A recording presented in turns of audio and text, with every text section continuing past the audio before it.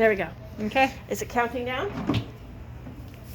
Should be counting up. Yeah, it's counting up. Hello students, this is my tutorial on how to sterilize instruments.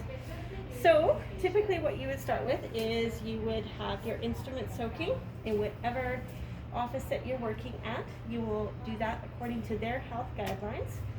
So you always disinfect your instruments first in whatever solution that you have been indicated to do so.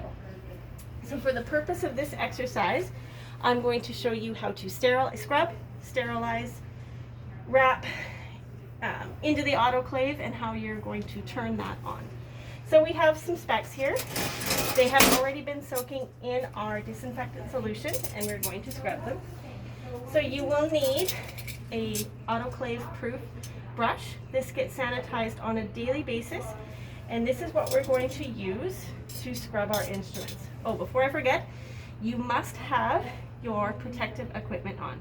So normally you'd have safety goggles. I have glasses. I can't see with those on, so I will keep my glasses on. You must have gloves, and you must have a gown. And this is just to protect you from any possible blood or tissue samples that could get on your clothing, in your eyes, or on your hands. So we are going to sterilize or clean our specs here. I'm just going to turn on our water. I use nice and hot water. We want to use our autoclave safe brush, and we're going to get into all the nooks and crannies to make sure that we have no tissue, no blood, nothing on these. You just want to ensure that you're getting in to all of the little nooks and crannies, up underneath here.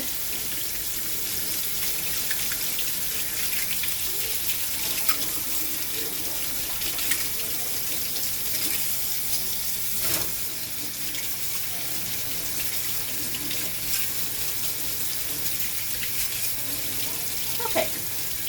So for now, I'm going to leave those for the length of the video. We're just going to try a couple here just to show you. So you're going to ensure that your specs are completely dry before they go in the autoclave. We don't want anything to rust. So your office should have a cleaning station as well as a clean wrapping station. So this is for our cleaning and drying. So we want to make sure that this is entirely dried off before it goes into the autoclave.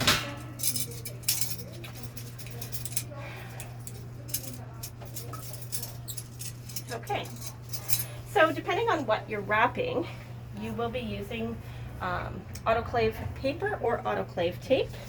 So for this, we could be wrapping them in our autoclave pouches.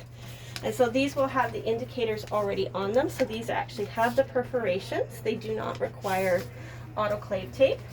But some offices just have a roll of pouches that you cut off and you wrap and you use your autoclave tape. And these have indicators on them. So once they run through the steam cycle, these little lines here are going to turn black. And this way you know for sure that your instruments have been sterilized properly. For our pouches, they have little indicators externally and internally that will also turn color once they have run through the autoclave cycle to indicate that the instruments inside have achieved optimal temperature and they are indeed sterilized. Okay. The size is big enough? What size do we usually use? We usually use one of the bigger ones. This one? That one. Well, let's see if we can get that in there. So what I always try and do is I always try to ensure that the handle goes at the end. So when this package is being opened, the doctor is actually not grabbing the instrument end, they're grabbing the handle end only. And again, this just ensures that everything remains stable, sterile and contamination free. I don't think it actually will fit in that one. I think it needs a bigger one. So depending on what you're wrapping or the size of your instrument, you will want to grab the appropriate size pouches. And this will ensure that the instrument has enough room for all of the steam to kind of get in those little crevices as well. So again, we want to put it handle down. We're doing this on our wrapping station. Our wrapping station. Okay, so this one, as I said, has the perforations with adhesive on it. So I'm just going to want to take that off. You want to bend it here, and of course it's super fun with the gloves on. So we're just going to bend it at the perforations and seal it over. Very difficult to do with gloves. So that's all ready for our autoclave. We are required to stamp them as well with a date stamp before they go in.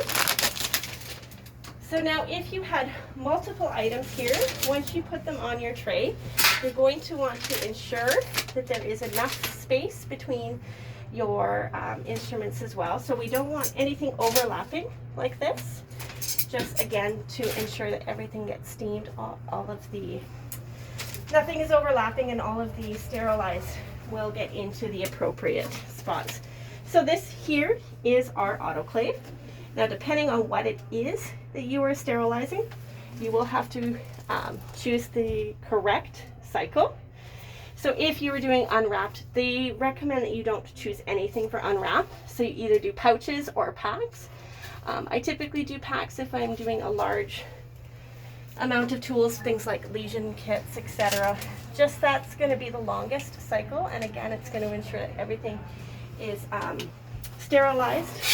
Now what this machine does is it reaches a certain temperature and everything is sterilized by steam. So not only do you have to run the appropriate cycle, you have to ensure that your machine is reaching the optimal temperature. So one thing to note is that this runs on distilled water only. So only use distilled water, never put anything else in an autoclave but that. And it does have an indicator here at the side. I don't know if my co-worker can get it in there.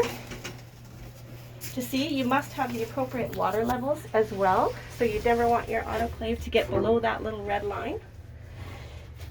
So our little exercises indicate that there are a couple of type of indicators that you would have to include with your cycle. In this case, we do have them here. We also have what's called a biological indicator, and those are run every day. And that, again, is to ensure that no bacteria is growing on any of the instruments we sterilize. So what we usually do is we start off by one of the indicators. This will go through the cycle once a day. One of these only will go through your cycle.